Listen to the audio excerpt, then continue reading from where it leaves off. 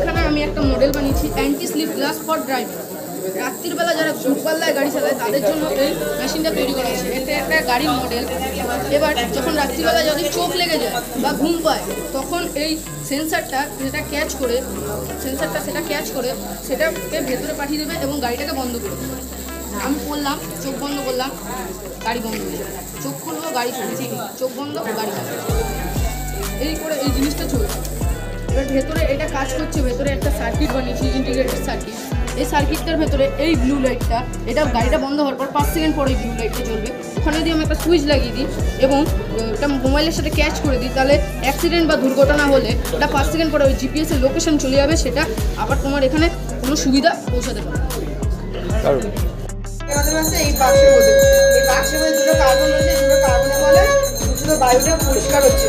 পরিষ্কার হওয়ার ফলে এই যে এখান থেকে দূষিত বায়ুটা বেরোচ্ছে, দেখাচ্ছে এখানে ভেতরে আগুন জ্বলছে। এটা অন করলাম ফ্যানটা, এখান থেকে দূষিত বায়ুটা এখানে আসছে, জমা হচ্ছে।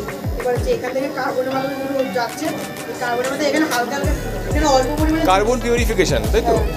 মানে জল পড়লে এখানে আওয়াজ হবে, ভিতরে লাইট জ্বলবে, অ্যালার্ম বাজবে, লাইট জ্বলবে। যদি বাইরে কিছু থাকে তাহলে বোঝা যাবে বৃষ্টি এসে তাহলে তুলে নেওয়া যাবে।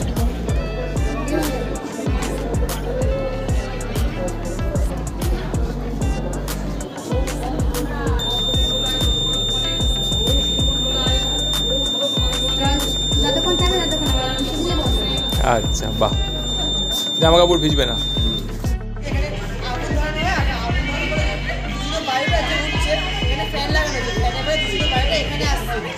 জমা হওয়ার পর এখানে কার্বন রয়েছে, কার্বনের মধ্যে ব্যাটারি প্লাজমা থাকে, যেখানে নেগেটিভ থাকে, কার্বনের পরে দূষিত বায়ু সেন্সরটা একটু